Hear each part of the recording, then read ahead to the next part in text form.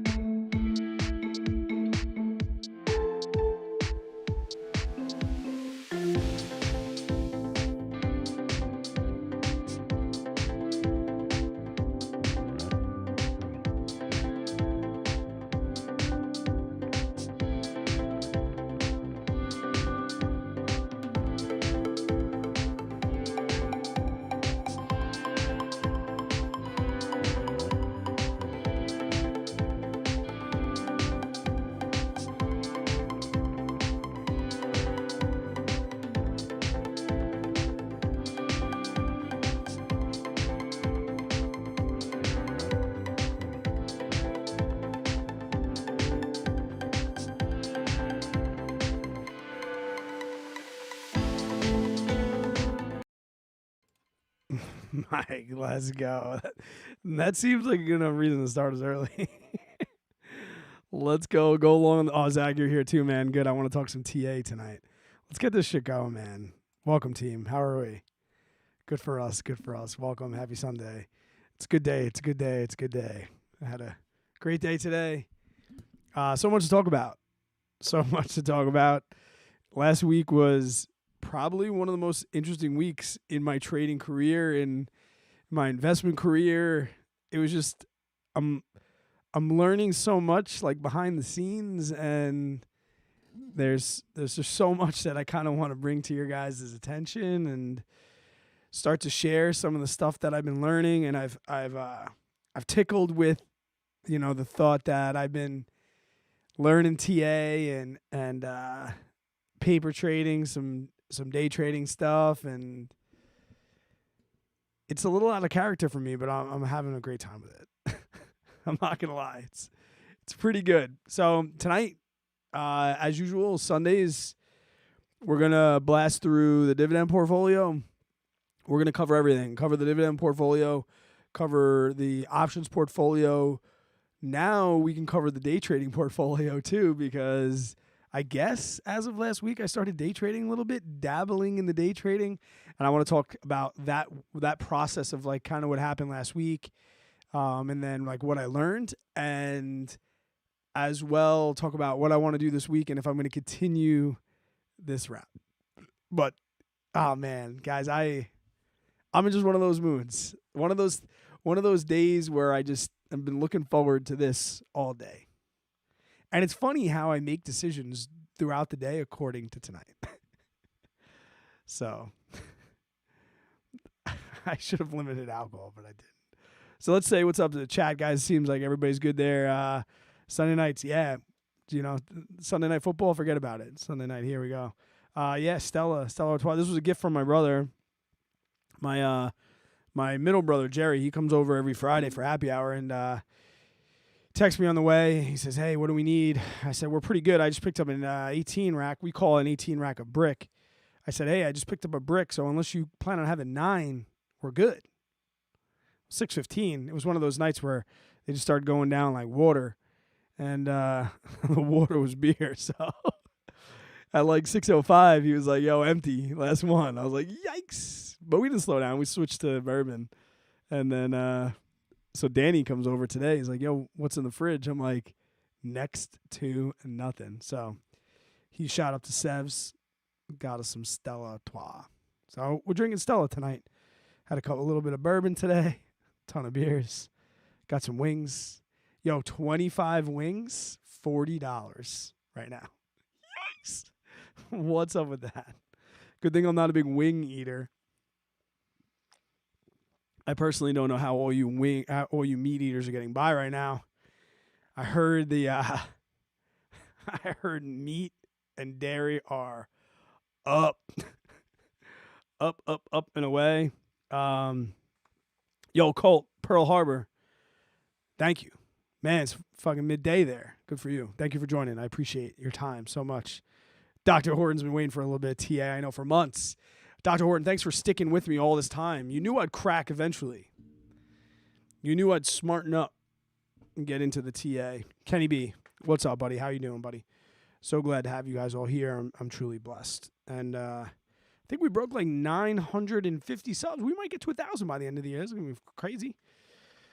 Slow week for me. I miss my buddy, JJ. He's been in Cancun all week. So for those average money listeners, no live stream this past week, which is sad. Yo, Hun, did you get my DM in Discord?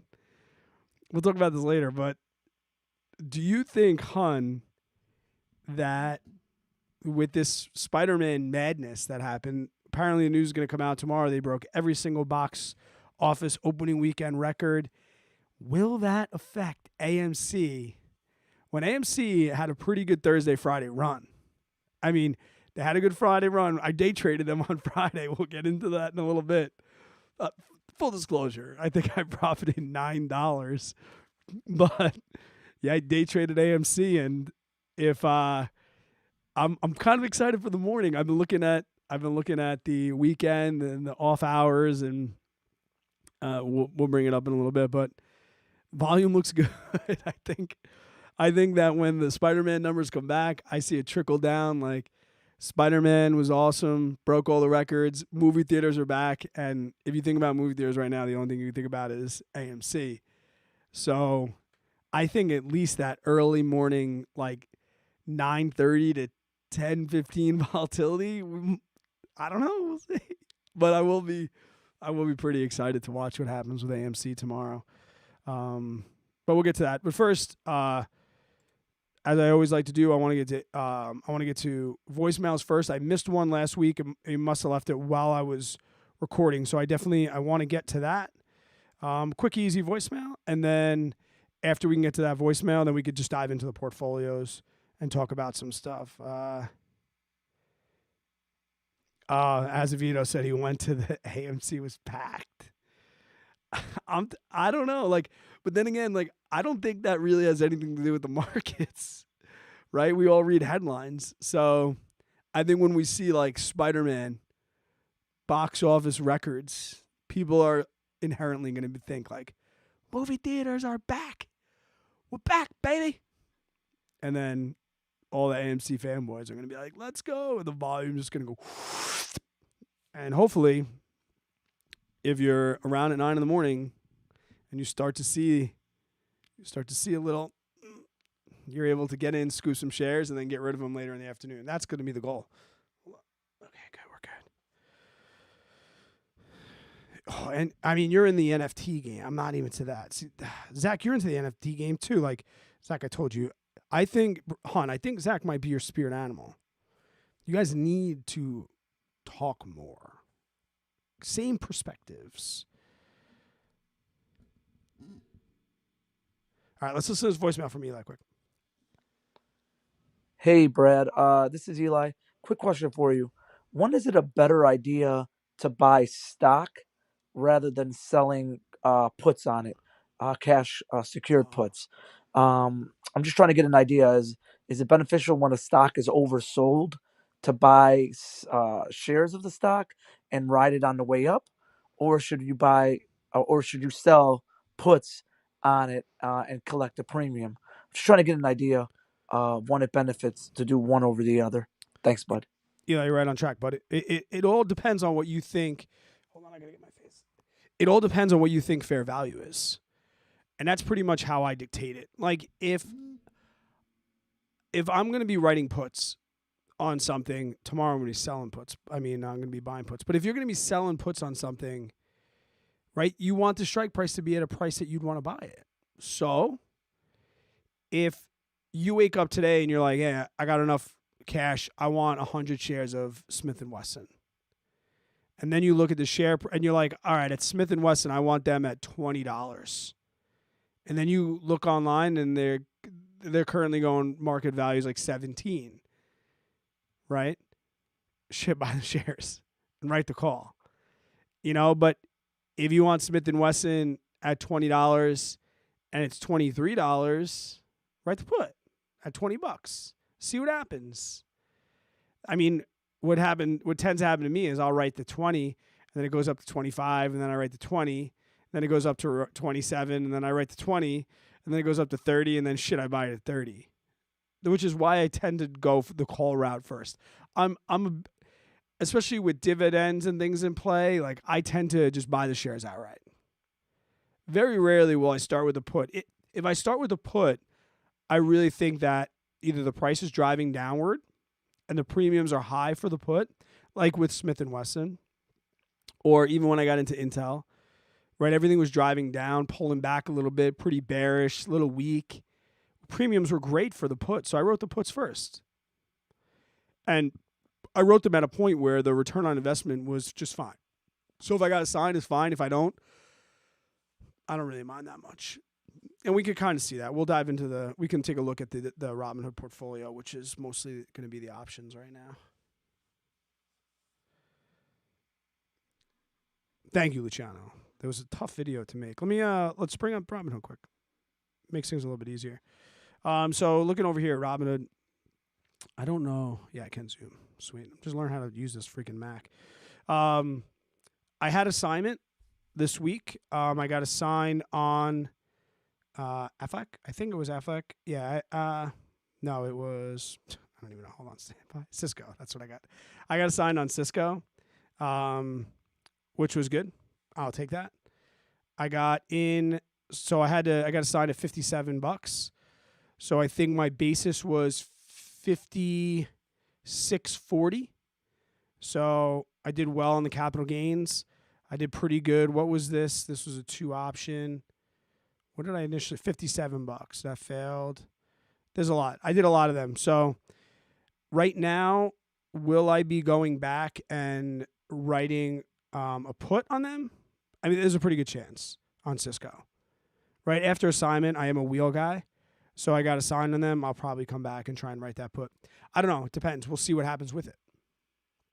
Other than that, I rolled all my other 17s, my December 17th are all out of there. Currently right now, I just have, I think I mostly have all sells. I got a put on Aflac. I got a call on Walgreens, SWBI, the same. Really nothing changed from last week. The only thing that really changed from last week was that Cisco assignment, as well as that's really it. To be honest, I was focusing so much on like the day trading and doing things like that. So I'll show you that real quick. But coming into this week, I have my VTI call open. I still don't have anything with Intel. So if Intel has a green day, I'm going to be looking into that. I don't have a call on Foot Locker. So they said with all these pullbacks, I really haven't had the opportunity to make calls against some of my wheel stocks, which is fine. Camping World, I got that dividend. So I'll be looking to write a call on them. I think my dividend on them was like almost $50. Yeah. Boom. Camping World, $50 pending. I'll take that all day. I recently sold, that's what I did on Friday. So here's kind of the Friday. On Friday, I got my Aflac. I sold a put on that, got $35 for that. Money in the bank, shorty, what you all drank. I got, this was a referral share. Apparently people still don't have Robinhood yet. So I got a referral on there. And then this was it was going to be a day trade. So we'll look at like Riot first. I got in at 5 shares and then it kind of like puttered around and I had to go to class. I was in class. Some people were in my Discord when I was typing everything out and posting all these in real time inside the chat. And was it Aaron was like, I thought you were in class because after the AMC one, I had to duck out of AMC because I had to go to class. And I'll explain why these are in Robinhood and not Webull and 2 shakes of a lamb sale. Just bear with me. But I was able to get in for 18.15 and then get out for 18.53. And you're like, dude, you made 40 cents. Like, cool, bro. Great job, Brad. You're bad at. No, like these real-time things it's all education, right? This was a proof of concept for me. And we'll go back and we can kind of look at the charts. We'll look at the charts in Webull because, all right, so here's why I'm doing Robinhood. There's no pattern day trading rule for me in Robinhood because I have over 25 grand. So essentially I'm like watching the charts on Webull and making the trades on Robinhood. But tomorrow I'll get one of my day trades or 2 of my day trades back on that rolling average. So I'll put them in there first. The other one, and this will kind of show like, I bought to close this. That was good. You'll kind of get an idea of like what my plan's going to be, like even super conservative. You see all this AMCs. So let's just get down. There's the Cisco assignment. Where's the me? Okay, so here's the first thing I did. And this was specifically a day trade. And maybe I should bring, maybe this will be better if I show it with the chart. Let's see if I can make this a little bigger.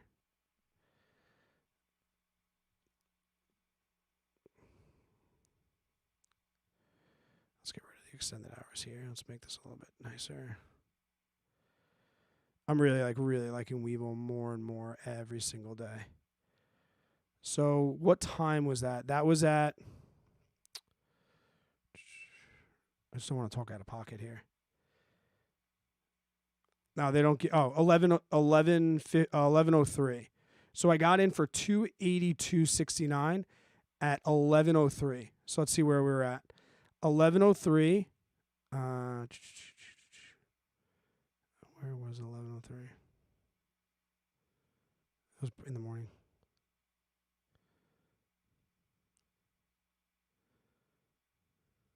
Okay. All right, so it's right here.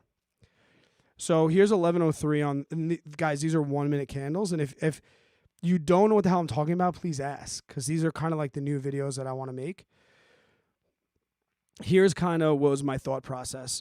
So I saw this. I saw the MACD cross back up. I saw this pretty much anywhere between like 30 and 50. I think I'm going to be okay. I waited for an engulfing candle. So I got that right here, 11:03, and I was in. Once I saw this 1 minute engulfing candle, I was like, okay, let's see what the MACD does. And I pretty much rode it from here all the way up. So I got in, what did I get in for? I got in for, what did I say, 282.69. So let's see where that is, 282. Oh, that's not per share. I mean, that's all of them. So 28.82. I got in right. So I waited for that candlestick. And then after that engulfing candlestick, I got in like right here. I waited for that confirmation, and I was good to go. Then as it went up, I followed the MACD up, went up to 70 on the RSI. What I did was I just started clipping off 2 shares at a time to bring in profits, right? So 28.27, when it got up to 28.82, I locked in profits. Boom, I took 2 back. Then when it got to 29, I took 2 shares more back. 29.25, I took 2 more shares back. 29.57, I took 2 more shares back. Then I set some limits. It kind of bounced around a little bit, and I took the last ones at 29.25. So that whole time that these 1 minute charts were going up, I was riding the MACD, I was riding the RSI. Everything looked pretty good. I just kept riding up. And then once I saw this MACD kind of level out, and I saw this kind of look, this consolidation right in here, I said, okay, that might have been gone. But I pretty much got rid of all my shares on 25-cent increments all the way up. And for me, that's kind of going to be the, I'm not going to get greedy with this. I said that whole sequence of, what time was this last one at? 11:21. So this was 20 minutes. I made $9 in 20 minutes. But, and some people hate on that. But more than $9 in 20 minutes, I got so much educational experience. One of the things that I've been learning about with understanding things with TA, and it's not going to be all day trading, most of it won't be day trading, is knowing how to mitigate loss and cut your losses when you know it, and also be able to take risks and not trade in hindsight. And because look, I probably got out here. Where was 11:21? Actually did pretty good. 11:21, it was here. So I actually did get out in a pretty good time. Like once it dipped to here, I was like, I'm good. I'll get out. And then it popped a little more, and I got my last trade out. So I missed 29.25 up to this. But then, let's see if I would have stayed in. Like, look what it did the rest of the day. So if I would trade in hindsight, yeah, did I get out too early? Maybe.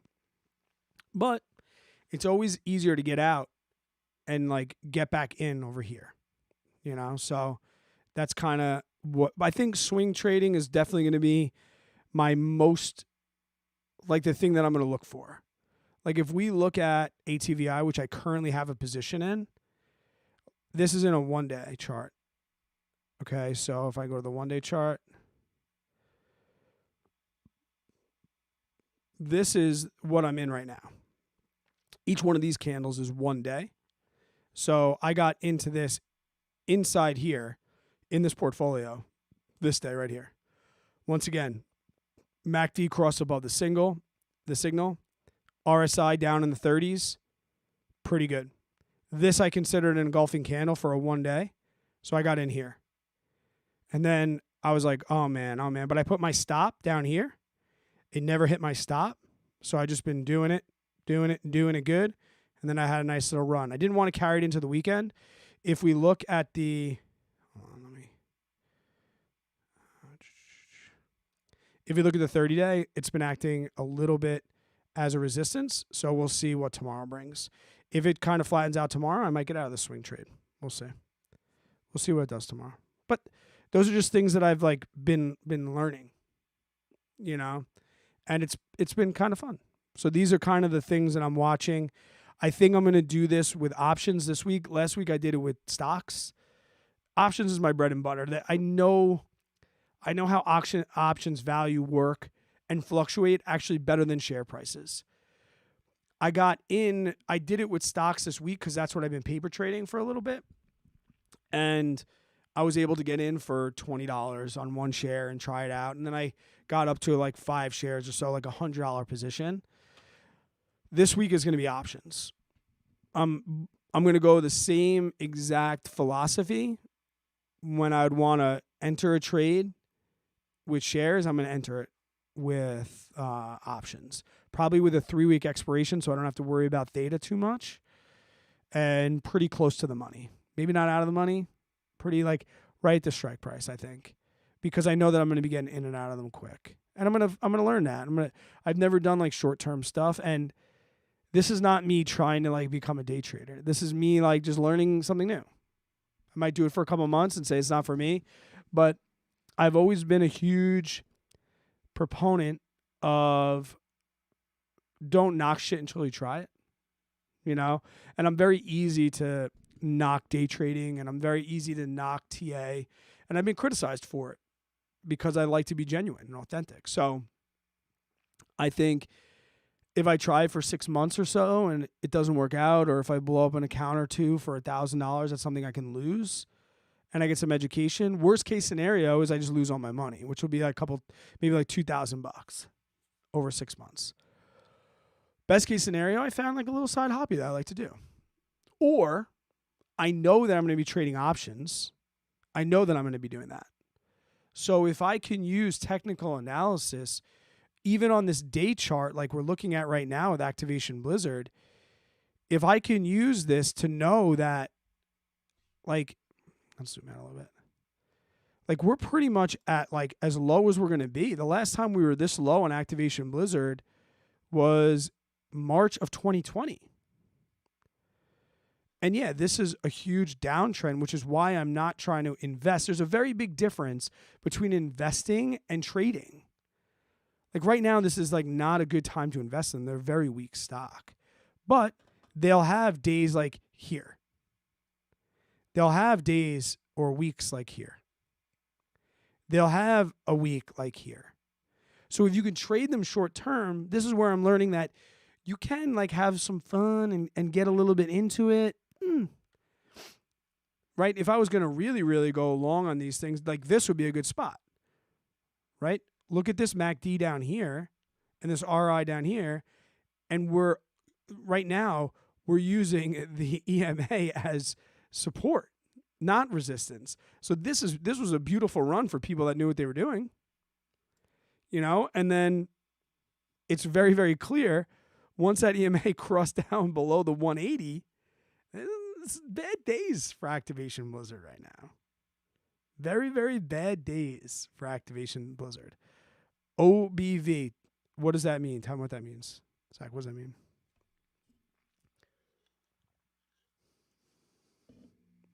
I'm missing stuff. Let me get to the chat quick.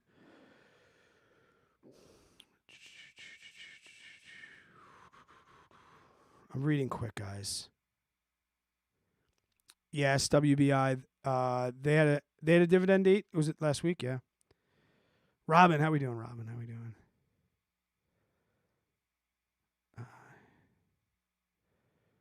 You're gonna open a Roth in M1 Colt. Stand by, bro. Stand by. I will. Hold on. Let me do this. Just because I'm not sure what you'll be able to see. Stand by. Stand by. You know what I'm going to say. But I just don't want you to think. I never really showed this one. I don't want you to think that I'm just like talking out of pocket here.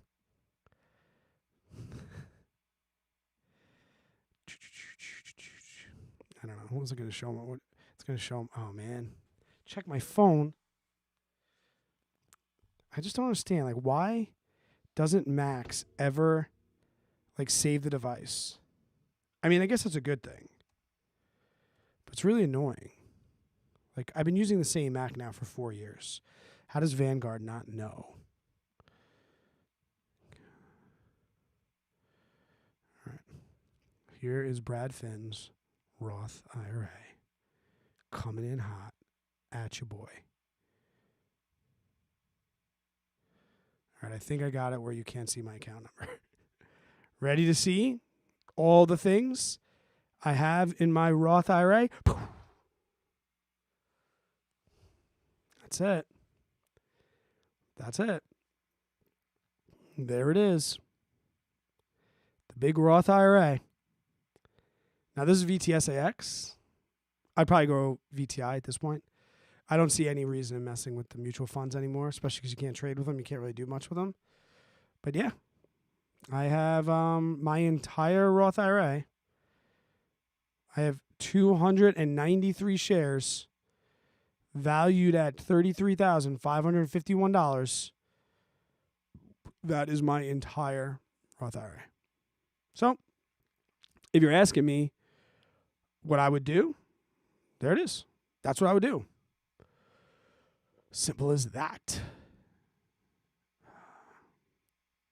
Charts on Webull, trade on Rob. Yeah, it's the way to go. I'll probably be doing that most. Been doing that. No one ever went broke taking profits. Exactly.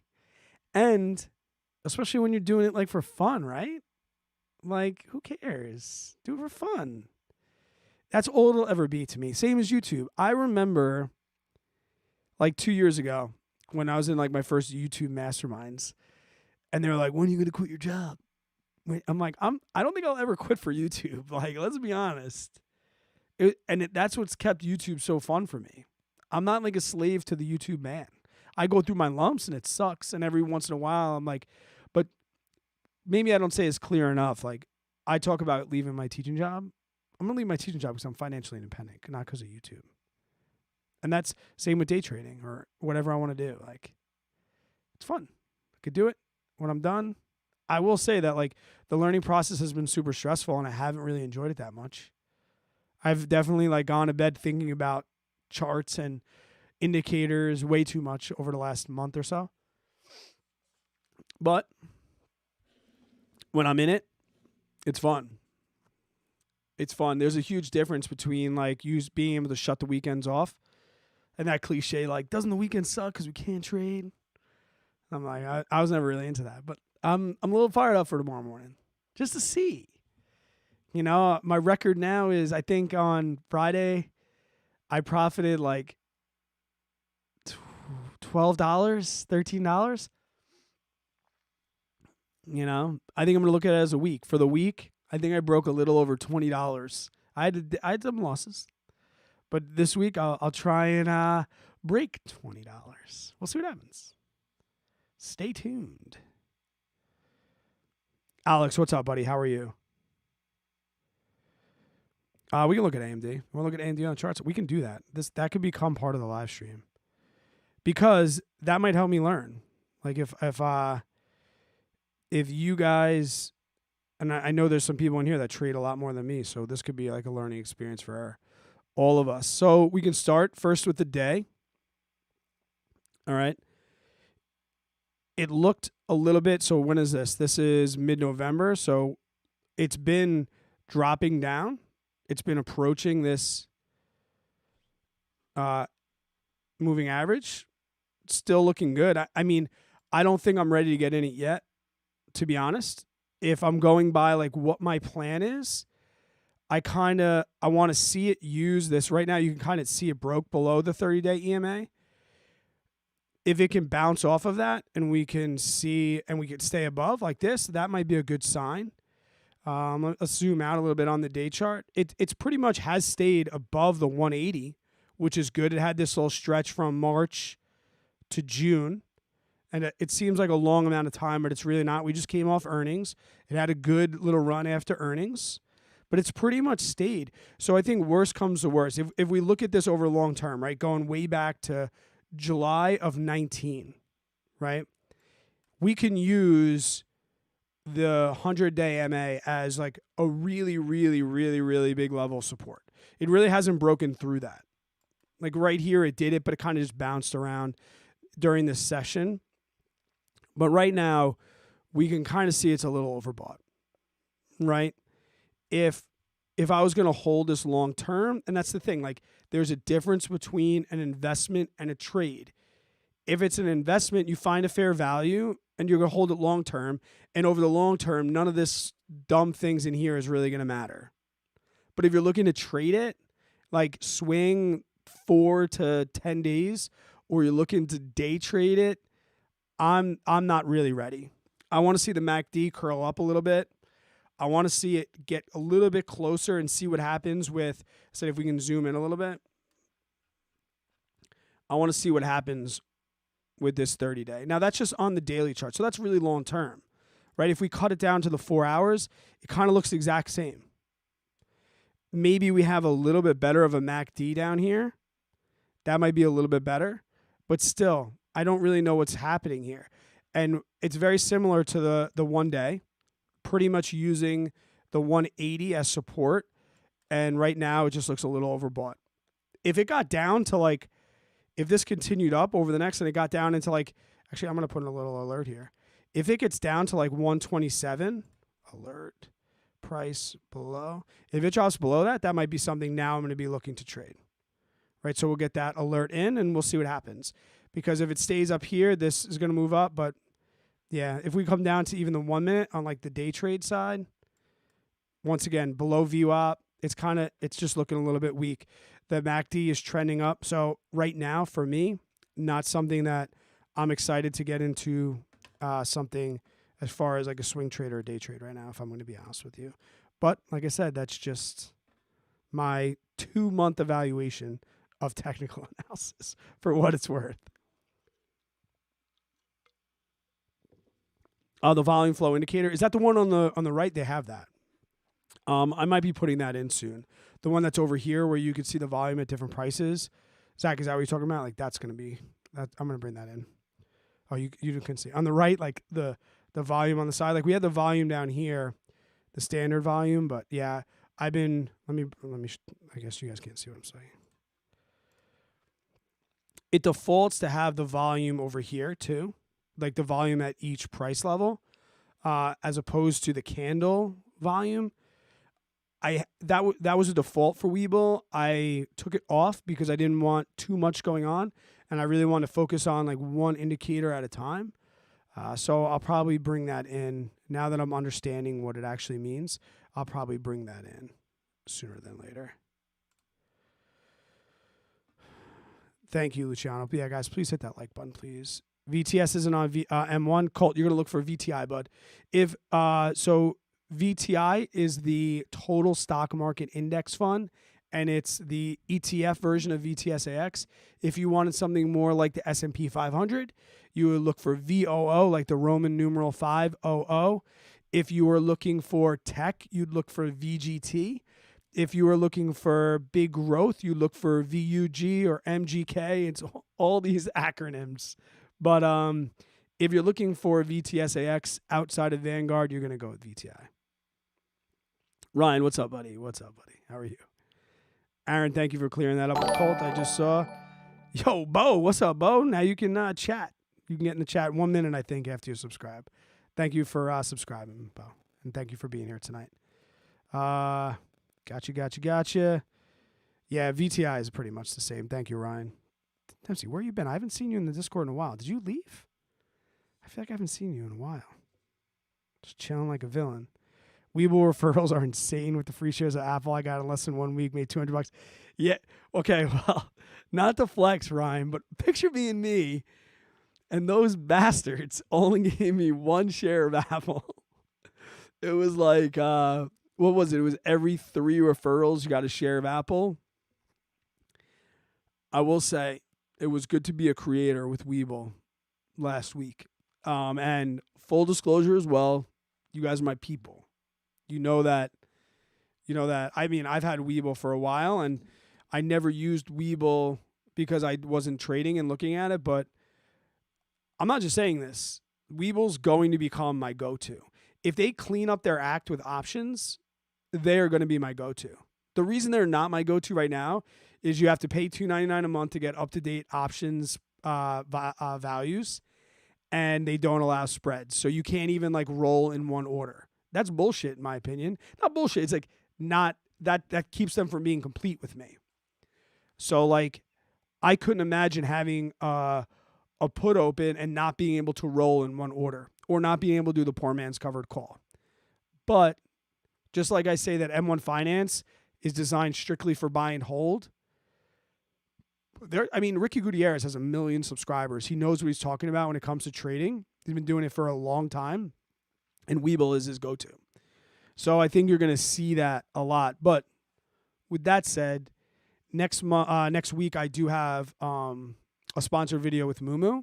They're doing the same thing. They're very, very similar to Webull. I think they have a little bit more to come. Everyone thinks they're a Webull copycat. They were first in Hong Kong, Mumu. And Webull was the first to get into America. And I think Webull did a little bit better job of getting feedback from Americans who are very used to the very, very nice, clean interface. Like, I mean, guys, this is about as clean as you're going to get. And all of these things that you see everywhere are widgets. So, like, you can resize them. You can change different ones. Like, the amount of widgets that they have, like, let me just show you how many. Like, they've really, really been listening. Like, let me bring this over here and show you all the widgets. So this is the quote. They have charts, options, quotes, key stats, time and sales, volume, order books. In the trade thing, they have all these different. It's like this ladder one's really, really nice. It's kind of like an options chain, but it's a buy and sell bid-ask spread ladder.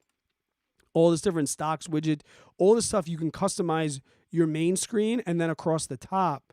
I don't have it here because I just started really learning it, but you have this plus button, just like on your desktop. You can set up multiple screens. So I think what's going to happen is across the top, I'm just going to have like a default 1 minute, a default 4 hour, and a default 1 day, and just be able to click along each one without having to truly change it. If you have your watch list, you can sync the whole chart. Like if I click Valley right now, it goes to the quote. Everything syncs together with your watch list. It really is nice. And I think I'll bring up Mumu just to show you like the difference. Let me see if I can, I think I have it over here. I just think aesthetically, they just have a little bit of work to do. And I think they just need to work on their UI. But dude, they're doing the same next week. Wait for my link. Hold on, let me just bring this over. So this is Mumu. It looks very, very similar. The only thing, setting up your indicators is a little bit difficult. And like I said, they're probably going to pay me to do like a breakdown video of it. But the same way across the top. Like you can have all these different charts, very similar to Mumu. But please know they're not Mumu copycats. They were first, but Mumu's smart. They got to America first, where a lot of the trading goes on. So stand by for 5 free shares from Mumu coming out this week. If you're in my Discord, the link's already in there.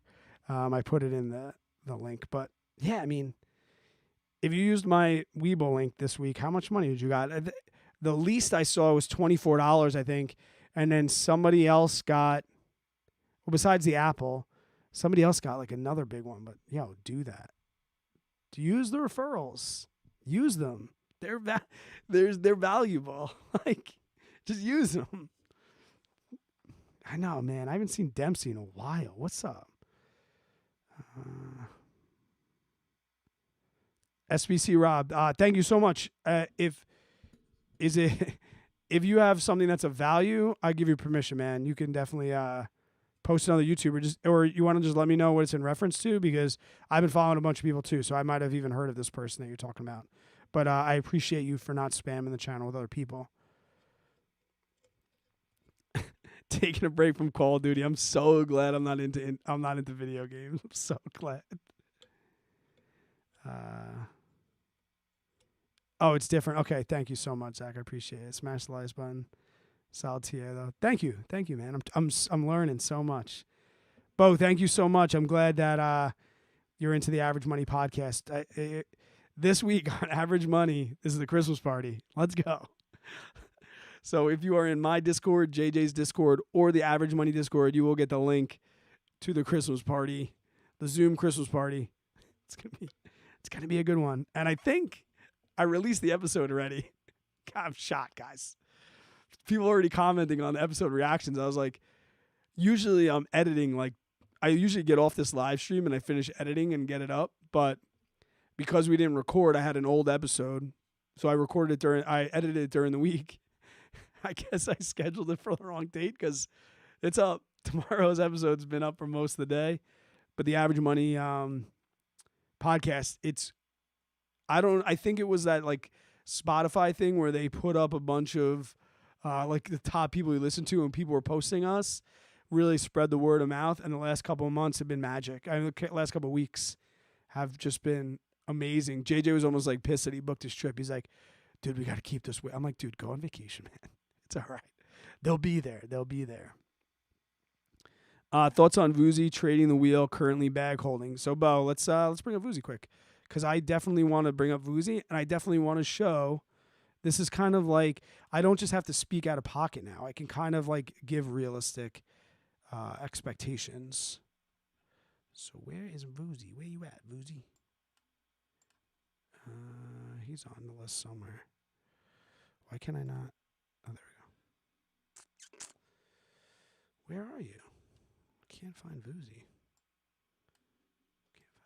It's probably right here. I made it like small. Let me make this whole thing big. There we go. I probably took VUZI off because I don't want to watch it so much. Let's bring up VUZI though. It's okay to be bag holding. It's okay. Let's go to the 1 day. Let's just look at the overall trend first. Right, so we'll look at everything first, and then we'll look big, and then we'll break it down small. Okay? So December 18th, I've now held my leaps for 1 year, so I probably will be trimming those, as I said. And a lot of people got into the Discord and saw, like I said, this is a good look too at the technical analysis side of when it might be a good time to buy. Like, things in hindsight are awesome, right? If I'm above the 30-day moving exponential moving average, I'm above the 180, and I'm on my day chart. Each one of these candles represents 1 day. So the longer the candle, right? I can do a candle video, guys, if you really need me to. But this, we had the MACD on the way up. RSI started low, worked its way up, and look what it did. And it used that 30-day EMA as support pretty much the whole way up, right? Then we had a little bit of a downtrend, and this is kind of like where we've been the whole time. Since, when was this? April, right? So not to be that guy that like does this, but I think it's a little bit of, there's some value. If we go like super long term, and we look here, like anybody would say this is like not looking good for them in the long term, right? I mean, I don't think that's necessarily good. We can start here. But you can pick, this is where everything is like different, because it depends on where you want to start and finish. And that's kind of what I'm learning. Like, a lot of people say this is like ink blot test. Like, you kind of see what you see. And that's absolutely correct. Like, right, I can make this down here and it becomes essentially the same chart. Like, we see this downward action and we see this moving average coming down. So right now, am I bullish on its movement? Not really long term. I'm kind of like watching this, and depending on, and this is where you can put your different TA markers.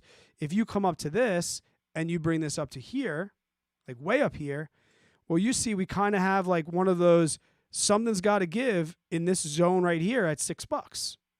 It depends who you ask. You know, and you can look at horizontal lines, you can do whatever you want. You see what you want to see, but it's not so much seeing what you want to see. It's putting indicators at indicators that you understand. Like, if you understand support and resistance, then those are the indicators that, like, if we look back here, we see this last December. Well, that's kind of where we're at right now. Right? So if you started getting these indicators here, you might be happy. VUZI was also got a lot of hype off COVID, right? With the virtual doctors and virtual training and things like that. They got a really big push. And this is not a young company. Everyone thinks they're new. Like, they're an old company, and they've really never had a ton of huge movement. And I think they got that movement because of COVID. But they still steady uptrend. And like here, we're at 86 cents, right? So even from March of 2020 to December of 2020, we went from 86 cents to $8. So this is even a really, really big run. This is an enormous run. And unfortunately, a lot of people got into VUZI in this area up here, right? And that's fine. But does that mean you can't make money on it? No. You could buy puts. If you're going to do so, I'd probably come down a little bit smaller in time frame, okay? Because here's how TA, like on a minute's a lot. So let's go back to the 4 hour. This is one of those situations where we see now the EMA acting as a nice little resistance. If you think that this thing is going to continue down and this EMA line is going to continue to be the resistance, you might want to play the short game, or you might want to buy puts. But if I'm looking at the daily chart, I don't think this thing is going to necessarily turn around and end up back at $32 anytime soon, right? Unless it's coming up and we start getting back to that 180. That's just my opinion. I personally am not adding anything to my position. I'm closing positions, but then again, I've been in VUZI now for over a year. So I live that spike, right? And I didn't take profits at that spike. Lesson learned, right? That was a valuable lesson to me. Now, some people are getting their lesson on the way down. Valuable lesson. Some people are bag holding. Valuable lesson. Would I maybe get to 100 shares and write some calls and try and make back some of that bag hold like I did with Wells Fargo a couple years back? Yeah. But whether you learn on the way up and you learn on the way down, it's all education. Like my dad said when I was roofing and I'd come home, Dad, I hate roofing. Brad, it's not a job, it's education. Dad, I hate plumbing. Brad, it's not a job, it's an education. Now I do my own plumbing. I do my own roofing. I spackle my own walls. I build my own decks, right? All that hard, those crappy days were education. And the markets are the same way. You can spend $72,000 a year going to a private school, private college, and get an education you might lose and never use. Or you can get into the markets, blow up a couple accounts for $1,000 or $2,000, and in 3 years have lost $10,000 but learned a world of education. Thank you, Rob. I appreciate it, bud. Moo moo. So hard to do moo moo and say that with a straight face. Oh, God. I can't find the freaking hole.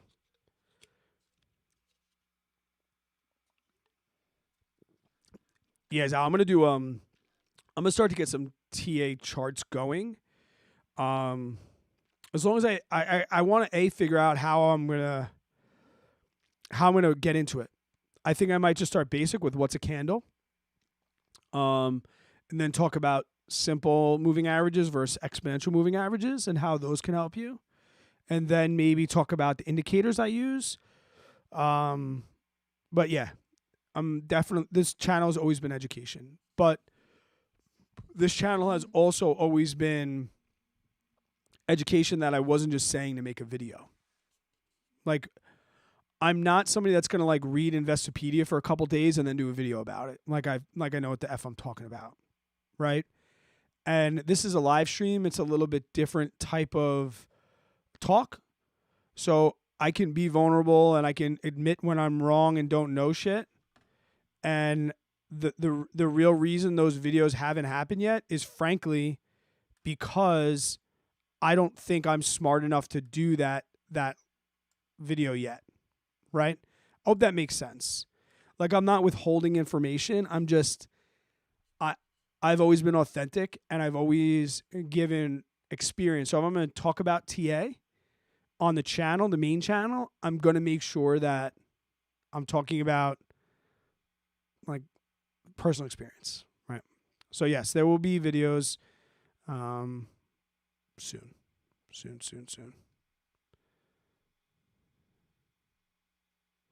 Kenny B, I normally set the percentage I take from my paycheck so that my 403B contribution max spread over the year.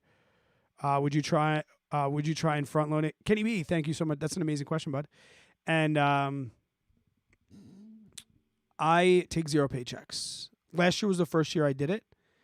I also, if you just saw my recent video on like my goals for 2022, this was the first year I did not max my 403B and my 457. You could check that video out for the details. Essentially, I wanted more liquidity because I know I'm not going to work until I'm 59 and a half. But before that, I was taking 0 paychecks from January until, to do both of them, it took me almost till June. This year with my pay, I think it went up to 21.5 for the 457, 403B, 401k. I'm going to take 0 paychecks until probably the mid-March. And you're like, well, how the hell do you live? Well, that's a planned action. It's not something I started thinking about on December 19th. Same with the Roth IRA, right? I maxed my Roth IRA on the first day of the year, but then I save $500 a month every single month for next year. I take 0 paychecks, but I am putting money aside when I start getting paid to live off of. I have side hustles. This is one of them that helps pad that. My wife works, but I take 0 paychecks and front load my 457 as fast as possible. And then my wife, she takes 0 paychecks and then we front load hers. We also do we didn't stop her 403B. She loves teaching. She's a lot younger than me. She's 31, so she's probably going to teach for 5 or 6 more years, at least 7. So we are still taking advantage of her 457 and 403B. So I think, if I'm not mistaken, she took her first paycheck like mid-November. Might have been her first paycheck of the year where she took money. I can only imagine. I would love to be in human resources when they write that check. You know, when they when they print the check, I think because of like technicalities and like union dues and stuff, like I'll get like a check for like 58 cents, 72 cents. But for the same reasons, I front load everything, Kenny B. Time in the market beats timing in the market, especially for investments. 20 years from now, today's highs will be their lows. And dollar cost averaging, it's been proven to not be the most efficient way long term. So I don't knock people that do it. And I also don't knock people that have to get paid, you know. Like I said, it's not something I woke up and I was like, guess what, Tara? We're not going to take paychecks. No, I saved for a whole year. I knew I budget very tightly. I knew what my living expenses were. I knew what my paycheck was and how long it was going to take me. We really figured it out when Tara was on maternity leave and wasn't getting paid. And we were like, wait, we can kind of live off one paycheck. So why don't we just blast out? Yeah, we could do that. And that's kind of where those wheels started turning.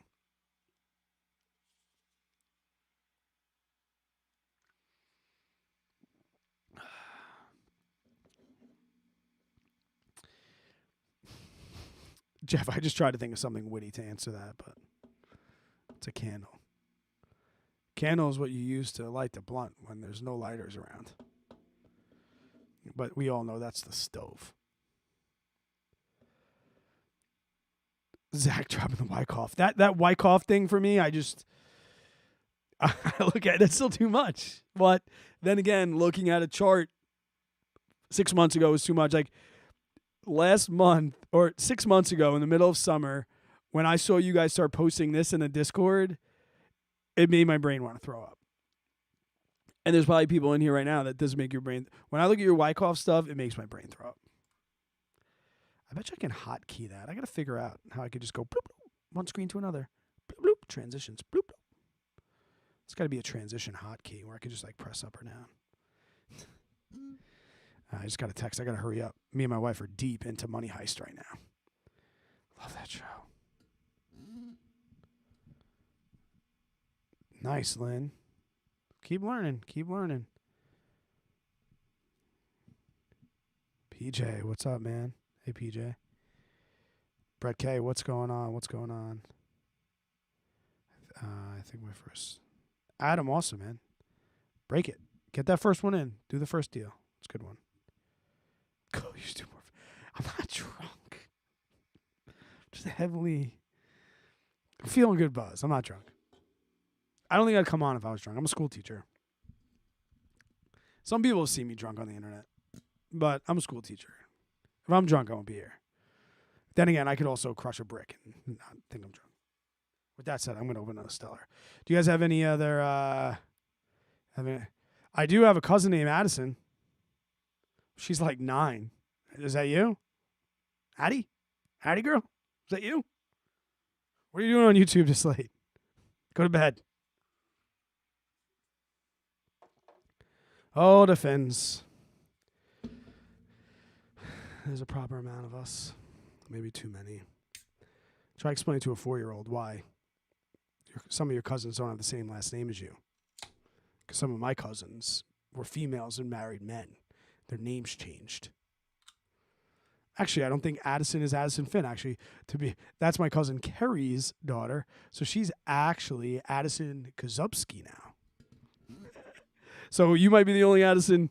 Oh, you're a dude. Okay, sweet. You gotta put a he him on there, bud. Come on, help me out here. Right on.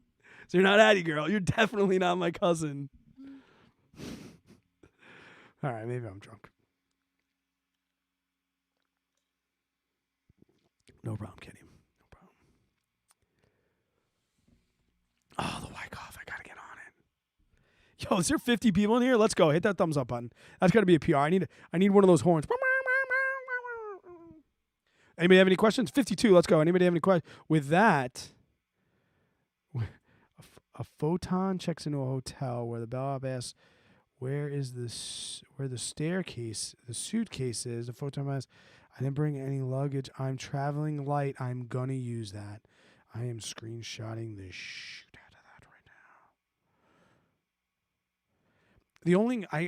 The only short physics joke I have is 2 atoms are walking down the street. Bumps into another. I said, damn it, I think I lost an electron. Are you sure? I'm positive. What do I think about Hood? Let's bring Hood up because I actually looked at Hood today. Hold on. Let's look at Hood. Let's look at Hood. So I was looking at Hood today. Oh, my God. Oh, my God. Oh, my God. This is the one day. This is the one-day chart on Hood. Doesn't have a 180. It hasn't even been around for 180 days. I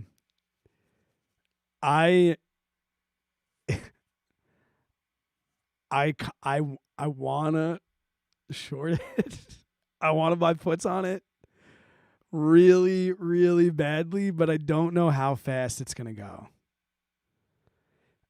Like, if we're thinking from a day aspect, if the EMA is gonna act as some sort of resistance, it could go up to $24 or so.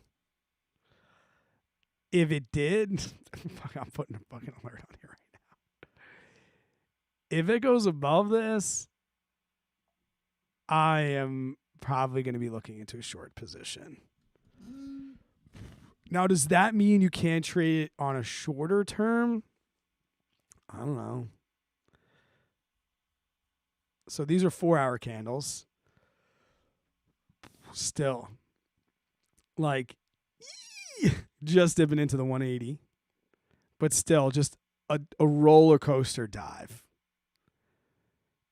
Long-term investment, I'm not even touching this with a stolen D, if you know what I mean. Right? No. Short-term, could I trade it? 1 minute. The 1 minute doesn't suck. The 1 minute, you could probably day trade this. Look at this support. Now, this is all choppy and this is sucky. So when did this happen? Friday at 3. Sorry for the military time. Like 3:30, like right before the end of the day. We had like a little bit of whoop. But Friday was a good day for a hood if you were day trading. It was up 5%. Okay. So that's what I'm saying. Like, you look at this and you're like, oh my God, run for the hills. Run for the hills. But you see this, and you had an awesome Friday of 5%. When did this start? Oh my gosh. Oh man, it opened at 17. Like, all right, so let's look at hindsight. I'll tell you guys, if I was sitting at my computer at 9:30, what would have happened here? I would have looked at the chart, and I would have seen it down here to start the day, right? 9:30, 9:38. It hit a low. Now, from what I've heard, usually in the first 15 minutes, it hits its low for the day if it's going to trend upward. Usually, this is what I've heard. Okay, and you guys could tell me if I'm wrong. But in this case, that was true. 9:45 on the dot. It hit its low. I would have watched it come up. And then when this EMA broke the 180, where I'm at in my TA journey, I probably wouldn't have touched it because the MACD and the RSI wouldn't have been in my favor, and those happen to be the two indicators that I'm using. But I would have looked back and I would have saw this. There's a couple zones here, like here, right? We have a little bit of resistance here. We have a little bit of resistance here. And you can come out as far as you want, but this is almost a level that acted as support once. A little bit of like chop through here. If it would have broke here, I probably still wouldn't have touched it. I got to be honest with you. With what philosophies I'm using currently, with the MACD and the RSI, this still wouldn't have been good enough for me to get in, and I'm super patient. But if you have other indicators and you day trade differently than me, I'm sure that most of even experienced traders would have waited for it to get above VWAP. Once it got above VWAP, they might have waited to here, and then maybe this would have been enough for them. And that would have been a $17, possibly, we'll call it 18.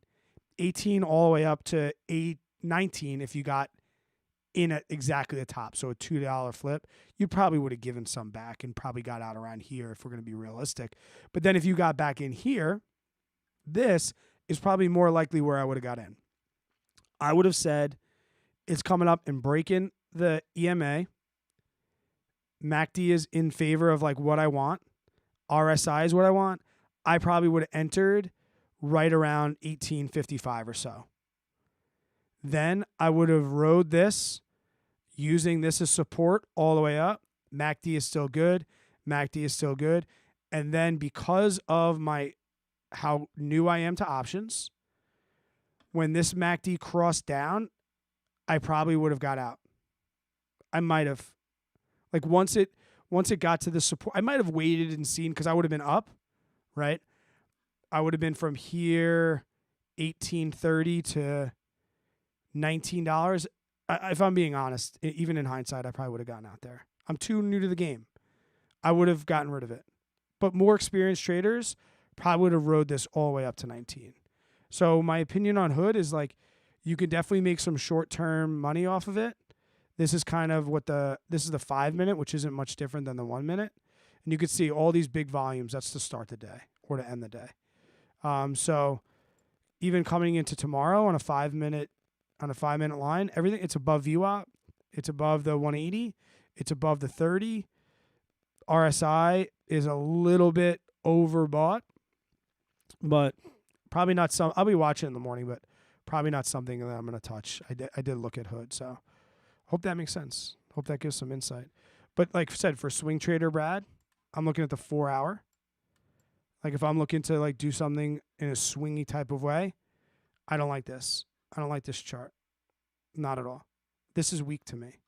So on a swing trade from a 4 hour or even a 1 day standpoint, I don't know if this crossed up, maybe but even so, like even if this MACD comes across, it's going to come up and use the EMA as a resistance. So we're talking from, if you got in right at the morning, which you're probably going to get in if it recovers and comes up, maybe at like $20, and you're going to get it until $25.40. So you get a $4 or $5 change. But remember, guys, these are 1 day candles. So look at how many, this is 1, 2, 3, 4. This is like a week right here. So it'll probably take another week to come up here, which is a good swing trade. If you think you can swing trade it up, if this MACD comes across, yeah, you might want to go for it. Personally, I don't think I'll be touching Hood this week. Hope that meant something. That's good. I'd love to look at other stocks, and if there's somebody in here that's smarter than me, let me know if that's worth it.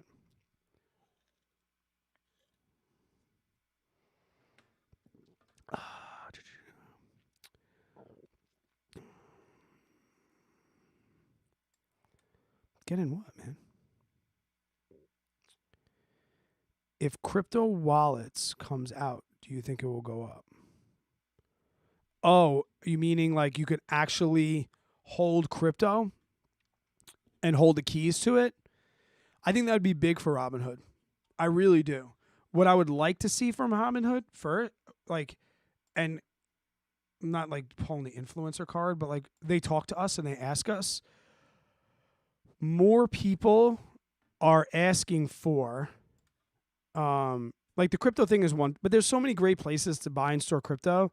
I don't think Robinhood users are a lot, but I think there's a lot of people like me, for example, that want to be able to look at this screen right here. This is essentially what we were just looking at. This is Robinhood's. It's not ugly. It's very, very nice.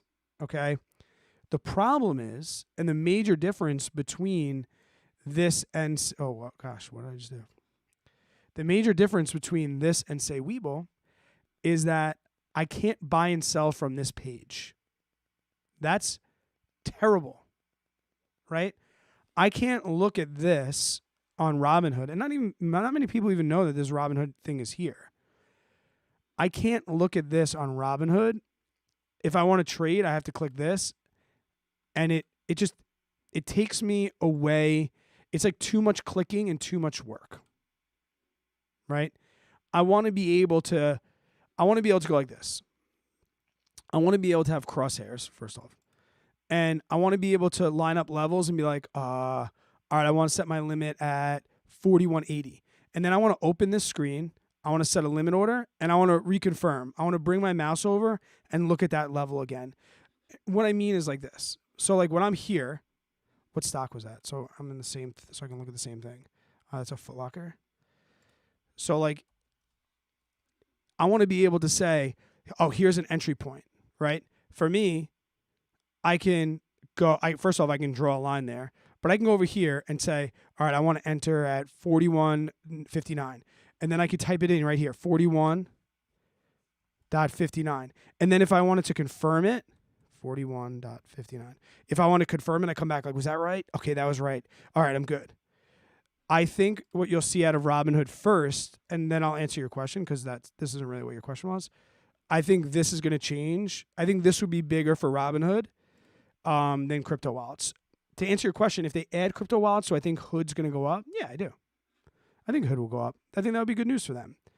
Will it go? Will it like change the course of their stock forever? I'm not gonna jump out and say that.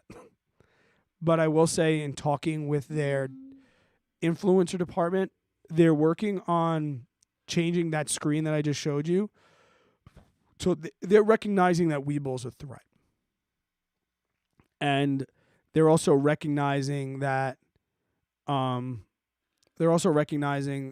people are looking for TA not just to day trade, but people are starting to look at at it to trade just regular options and things like that.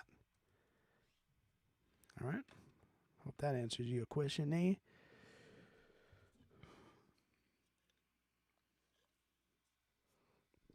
If Robinhood halted trading on their own stock. Can you guys believe that was almost a year ago already? Fucking February. Can't believe it, man.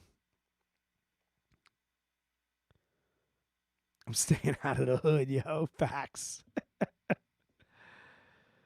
Stone, I don't know if you're in my Discord, but I asked about futures today because one of the guys that I follow or been learning from a lot, he strictly trades NASDAQ futures. And I like the consistency of it. Like, he wakes up every day. He's like, I know what I'm trading. NASDAQ futures today. I don't have to bounce around stocks. He's been doing it for like 6-7 years, and he's done them all. And he's like, I know I'm trading NASDAQ futures today. I only have to study the NASDAQ. I know the NASDAQ like the back of my hand. And I'm like, oh, man, for somebody that kind of wants to do it like as a hobby, I don't know if that's good because it's one thing, or if it's bad because you have to focus so much and know the day-to-day action. Like, in all honesty, if I'm going to day trade in the middle of summer where I'm drinking and hanging out by the pool, it's going to happen like once every couple days. I can't do like I'll see you tomorrow at 9 o'clock in the morning stream. I might be able to, like, during Christmas break, I'm probably going to go live on this channel and do like a 9:30 in the morning if that's something that people are into, and just see how that goes. But I'm only scared of futures due to the ignorance.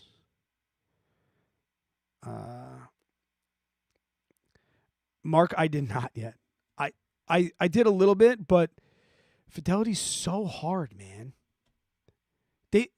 They're almost worse.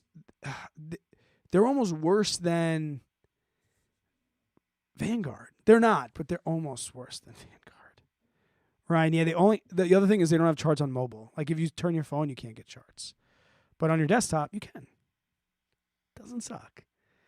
The other thing is, let me go back to that. I think you can't, I think 5 minutes is as small as you can go. So let's look at this real quick. Coming back to Foot Locker. Let's look at this together. I'm pretty sure, because these are all just things that come up. Let's look at something other than Foot Locker. I don't want to look at Foot Locker. What else should we look? Let's just look at VTI. So this one day, 9:30, 9:35. So on their one day, which is their smallest time frame, they're 5-minute candles, which isn't terrible. You don't need 1-minute candles, but this is the same thing that I have. This is the same exact trend lines that I have on Webull, the EMA 30, because I do spend a lot of time on Robinhood. So I'll start here. But the other thing that sucks about this is when I'm done with VTI, I got to click. I got to portfolio. I got to do S-step. Where with this, I just got to go, all right, I'm done looking at SoFi. Here's Riot. Here's Bros. Here's Lucid. To be able to do that is just here's Lucid on the 1 minute. Here's Lucid on the 4 minute. Here's PayPal on the 4 hour. It's a lot. They just have some work to do. But then again, it's Robinhood. What do you want from them? People want a lot out of Robinhood. I don't want that much. I want free trade and that amazing user interface. That's really what I want.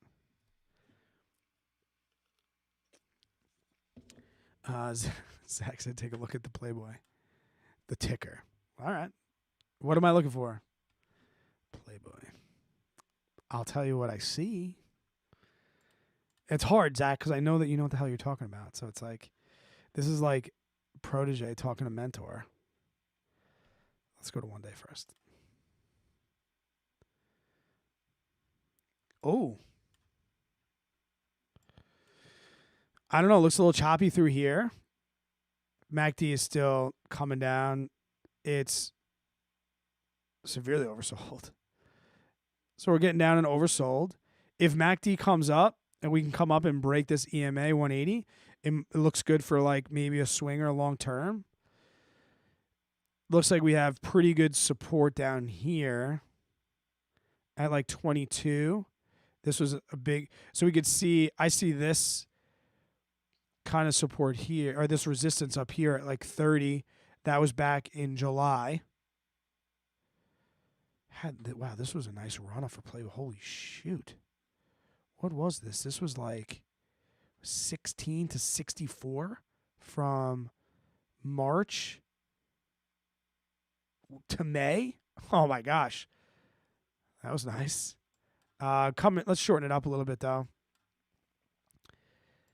Same for Playboy. MACD still coming down. RSI looks good. Want the MACD to come up a little bit more on this. How has it been using? We're crossed up over, but now it's coming back down.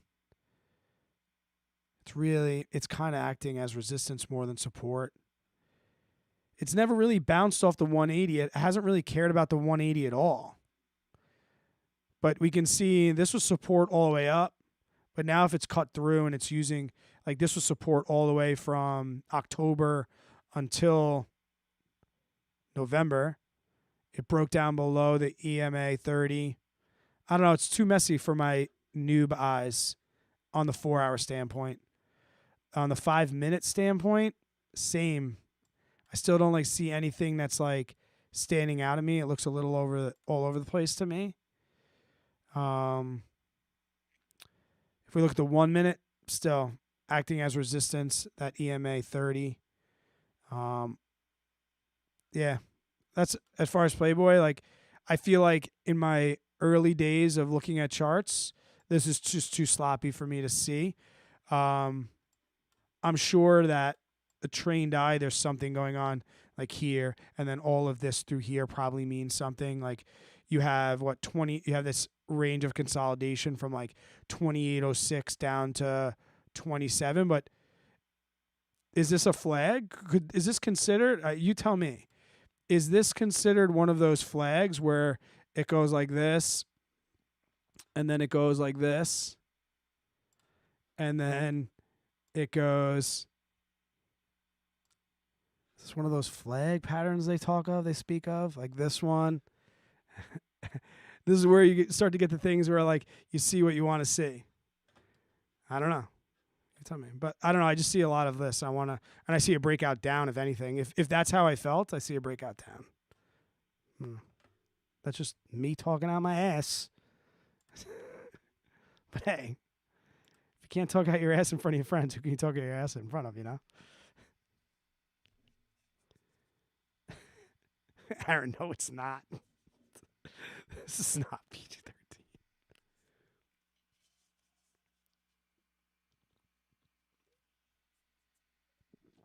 There was a gap. Where was there a gap? Thank you, Robin. Please hit the like button. Yeah, Playboy, I don't know. Oh, this was a gap, huh? When was that?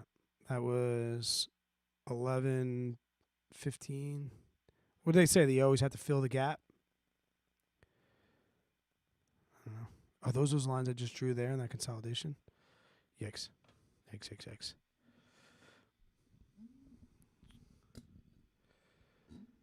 Oh, he said, looks like, yeah, I knew you were coming at me with a Wyckoff something or others. Jump the creek? Put that in the Discord. You probably already did. Actually, you posted something about Playboy the other day. Jump the creek. Looks like it jumped the creek and fell in the water. Adam, you can. You can make those sweet, sweet premiums. People in the Discord are. Playboy has a market cap of 1 point. Is that what it is? Holy shit. Is that what their market cap is? Do they pay a dividend? No. Damn it. Key statistics. Where is their market cap is $1.13 billion. And you said, wait, are you joking when you say Cardi B is the director? Is that real life? Brad, check out the SoFi premiums. They're on my watch list every single week. They're something I definitely want to swing around with and play. But once again, I don't know. Everything's below. I don't think I'm going to short, but like I said, this week I'm just going to trade options. So I definitely will be buying some puts this week.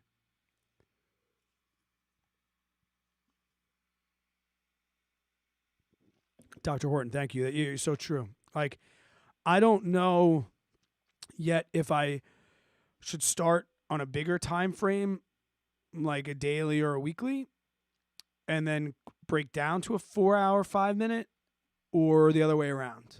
I guess it depends on what you want to do, right? You guys tell me if I'm wrong. Like, from the research I've done, if you're going to swing or trade options, you should be looking at like 4-hour max to maybe like the 15-minute or the 5. Like, I think for options, I'm not going to look at 1-minute charts, right? I'd rather probably look at 5, 15-minute charts, something like that. But it's true. Got to look at different time frames, which is why I like having multiple screens. Top down. Thank you, Dr. Horn. Appreciate it. I know what you were talking about, Aaron. I got it. All right, guys. 90 minutes on the live stream. Thank you so much. I think unless there's last-minute questions, big week ahead. We're going to be learning. Discord's been popping, man. I think Jeff said it best during the week at some point. He was like, man, there is a lot to learn in here right now, and I hope it's not overload for the newer people, but yeah, we're learning every day, man. Losing some money, making some money, enjoying the road. Brett's got a quick question. I will stay. Do you think a more evenly weighted ETF might be a better play for value, such as the RSP, even weight S&P 500 in the current high inflation state versus VTI? Brett, if I'm going to be honest with you, VTI has a very specific purpose and reason for me, and it's long term. And because of that, I don't care about what's going on right now in the short term, including inflation. I think depending on what your goals are, yes, that could definitely be a factor. I'm not going to tell you you're wrong. I'm not going to call you a liar. I'm not going to say you're ridiculous. But for a 10, 15, 20, 25, 30-year plan, VTI for me is just the way to go. I'm a Vanguard person, so I don't know. People want to just comment all the time about SPY. Like, if you like SPY, go SPY. I don't care. If you like FSKAX, I don't know what the ETF is for FSKAX for Vanguard. If you're a if you're a FIDO person. But I understand what you're saying as far as being more evenly weighted. The VTI being so tech weighted is the reason I'm not in things like VGT. And I used to be. And it's the reason I got out of VGT. It's the reason I got out of MGK. I think they're almost repetitive at this point because tech is driving the market so hard. But from like back testing and looking in different times in our history, different things have driven the market. And I don't want things evenly weighted. I want, especially long term, I want what's driving the market now to be driving the market. And if tech fails or corrects, that would be just a buying opportunity for me, and the cream of the crop will rise to the top. That's just the way I see it. I'm very, very strong in my beliefs on the self-cleansingness of VTI and other index funds like it. So it sounds ridiculous. I don't really care about inflation, but I really don't. I will when I'm close to retirement, I guess. Dr. Horton, no, thank you for your knowledge and being here and letting me learn with you guys. Arrow, let's go. We out. Zow too, guys. I appreciate it. I appreciate your time. Appreciate you guys learning with me, and Let me know. Maybe next week we'll have 1,000 subs. Maybe next week we'll have 1,000 subs. Guys, thank you so much. This one's for you. Cheers.